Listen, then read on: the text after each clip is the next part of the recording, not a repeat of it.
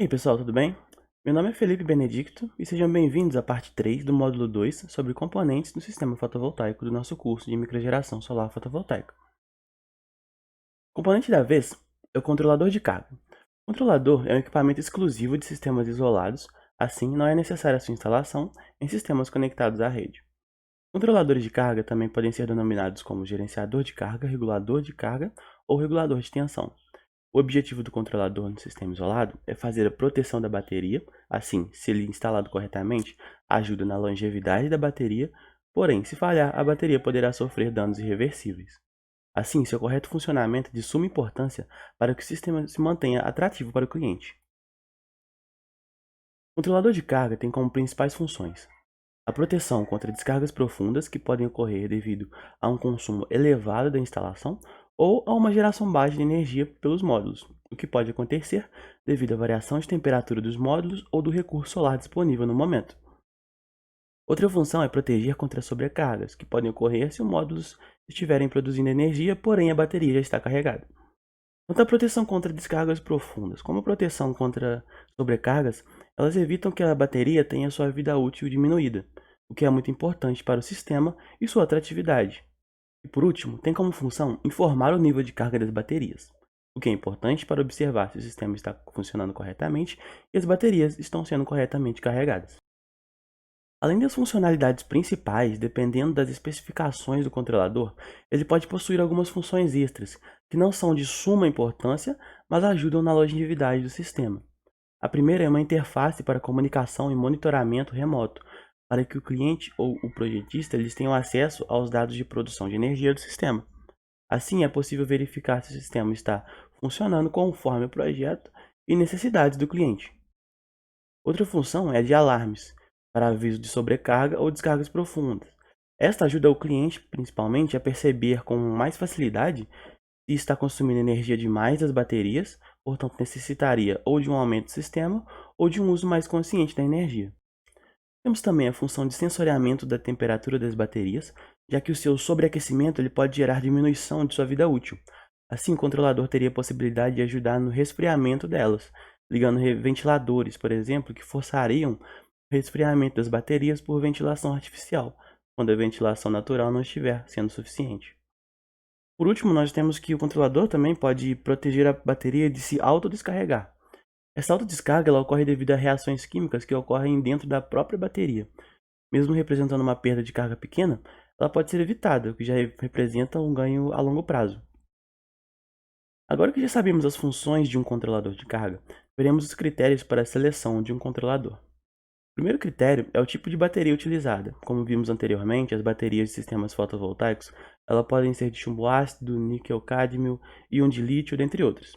Assim, selecionando-se corretamente o controlador para o tipo de bateria do sistema, evita-se que o controlador falhe e cause danos à bateria. Conhecer a tensão do banco de baterias também é muito importante, o que faz com que o controlador forneça a tensão exata necessária para carregar o banco sem oferecer riscos de falha ou acidentes. Temos também que o controlador deve aguentar a tensão nominal do sistema e suportar a corrente de curto-circuito dele. Assim, ele provavelmente não terá o seu circuito interno queimado. Por último, o controlador deve ser capaz de fornecer uma corrente contínua em sua saída e seja capaz de alimentar as cargas CC da instalação. Existem alguns outros critérios que podem ser usados para a seleção do controlador, porém esses que eu citei agora eles são os mais utilizados. Agora falaremos um pouco sobre como os controladores atuam para desconectar o painel da bateria, evitando danos a esta. Existem duas formas de desconectar. A primeira é mostrada na figura, é a do controlador sério. No circuito nós temos o gerador fotovoltaico, que são os módulos ou as placas fotovoltaicas, os componentes de comutação, o componente de chaveamento, que podem ser relés eletromecânicos, mas geralmente são IGBTs ou MOSFETs de potência. Temos também a bateria aqui no centro da figura, a carga, que podem ser os equipamentos elétricos da instalação, que será alimentada, e o sistema de controle do controlador de carga, que basicamente controla se o componente de comutação deverá estar conduzindo ou não, ou seja, se o interruptor está aberto ou fechado.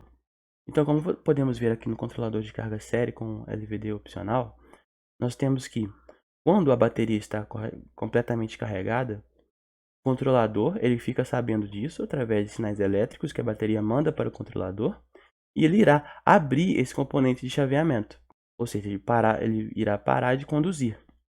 O que significa que o gerador fotovoltaico ele não conseguirá incidir energia na bateria. Ele ficará em um circuito aberto, ou seja, irá produzir energia, mas essa energia não terá para onde ir, ok? Então a bateria, como ela está desconectada do gerador fotovoltaico, ela não será carregada, o que evita a sobrecarga da bateria. Já esse componente de chaveamento aqui, ele é opcional, ou seja, em alguns controladores ele está disponível, em outros ele não está disponível. E esse componente de chaveamento aqui, entre a bateria e a carga, ele faz justamente com que a bateria ela não forneça energia para a carga quando ela estiver muito descarregada. Ou seja, ela evita que a bateria sofra descarga profunda. Assim, quando a bateria está muito descarregada, esse componente de chaveamento aqui, ele fica aberto, né? Esse interruptor aqui, ele fica aberto, então ele não consegue enviar carga da bateria para a carga da instalação. Ou seja, esse aqui é o funcionamento básico do controlador de carga em série. Outro tipo de controlador é o paralelo. Nele, nós temos os mesmos componentes básicos do controlador série. Ou seja, nós temos o gerador fotovoltaico, que são as placas, o sistema de controle do controlador, os componentes de chaveamento ou componentes de comutação, que são os interruptores, podem ser MOSFETs e GBTs. Porém, aqui nós temos uma diferença. Nós temos o diodo de bloqueio. Ele obriga a corrente a circular apenas em um sentido, ou seja, do gerador fotovoltaico para a bateria. A diferença do série para o paralelo é a posição do componente de comutação em relação aos módulos de bateria. Aqui o componente de comutação, como vocês podem ver, ele está em paralelo com o gerador fotovoltaico e com a bateria. Porém, o objetivo dele continua o mesmo, proteger a bateria de sobrecarga. Então, o funcionamento do controlador paralelo é basicamente o mesmo do controlador série. Nós temos aqui a bateria, e quando a bateria está totalmente carregada, ela informa ao controle do controlador que ela está totalmente carregada por meio de sinais elétricos. Quando o controlador percebe isso, ele faz com que o componente de chaveamento ele feche. Então, o gerador fotovoltaico ele estará em curto-circuito. Ou seja, toda a energia produzida pelo gerador fotovoltaico, ou pelos painéis fotovoltaicos, ele irá fazer sempre esse caminho aqui. Ou seja, ele estará em curto-circuito, o que fará com que nenhuma energia seja inserida na bateria, ou seja, o que evita com que ela seja sobrecarregada. Aqui também nós temos o componente de chaveamento, que é opcional entre a bateria e a carga, e funciona basicamente da mesma forma. Quando a bateria ela está muito descarregada, esse componente de chaveamento aqui ele é aberto por meio do controle, que percebe que a bateria está muito descarregada. Então, quando esse componente de chaveamento aqui ele está aberto, ou seja, ele não está conduzindo, a bateria não consegue enviar energia para a carga. Então, a gente protege a bateria também contra descargas profundas.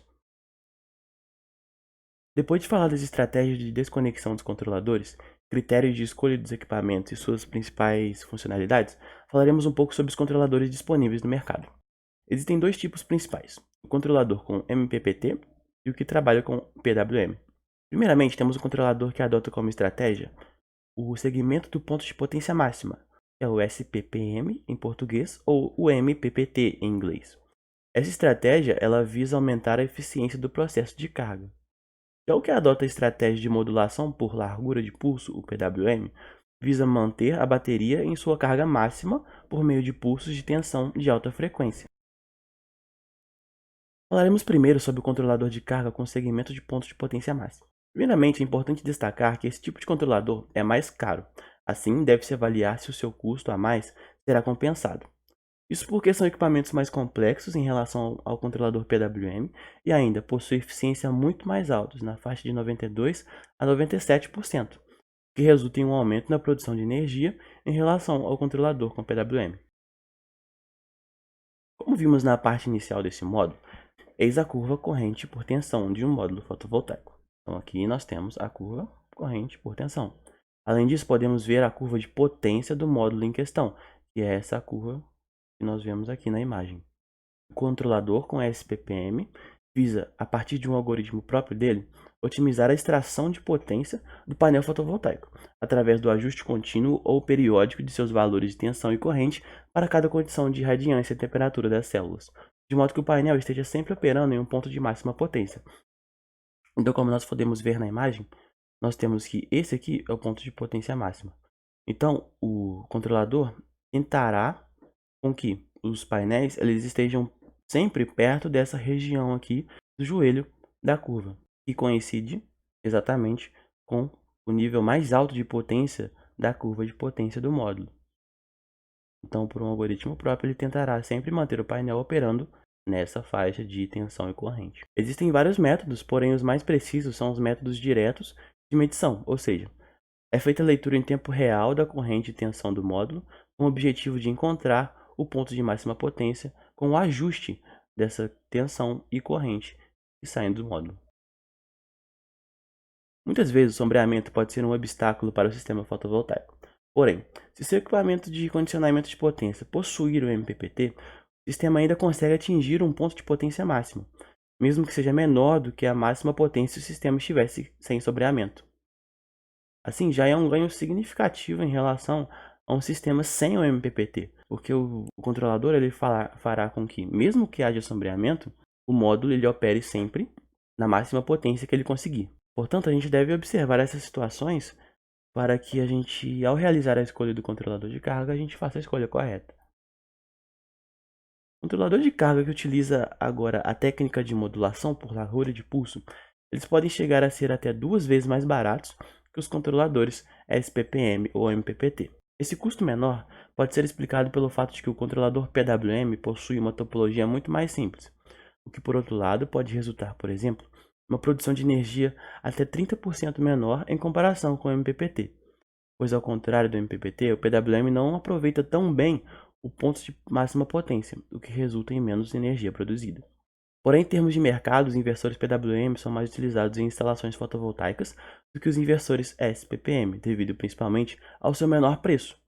Portanto, cabe ao projetista, sabendo seus pontos positivos e negativos, avaliar qual dos dois tipos de controlador se adequa mais ao projeto em questão.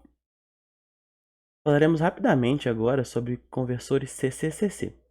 Esse tipo de equipamento ele pode ser utilizado com os mais variados objetivos no projeto. Porém, eles mais se destacam por serem a base da topologia dos controladores de carga que acabamos de ver. O conversor CCCC dentro do controlador de carga tem como função fornecer para a bateria uma tensão adequada, ou seja, não permitem que os painéis insiram na bateria tensões muito elevadas que pode danificar todo o banco de baterias. Um exemplo de conversor CCCC é o conversor Buck. Ele é um conversor abaixador, ou seja, a tensão de saída é menor que a tensão de entrada, e é um exemplo de topologia utilizada dentro dos controladores de carga, no caso em que a tensão dos painéis é maior que a tensão suportada pela bateria. Assim, utiliza-se o conversor CCCC dentro do controlador para abaixar a tensão inserida na bateria. Então é isso, pessoal. Chegamos ao fim da parte 3 do módulo 2 do nosso curso. Nessa parte, nós vimos um pouco sobre as funções do controlador de carga, sobre os critérios de seleção dos controladores, as estratégias de desconexão que são utilizadas nos controladores, os tipos de controladores disponíveis no mercado e a topologia de conversores CCCC.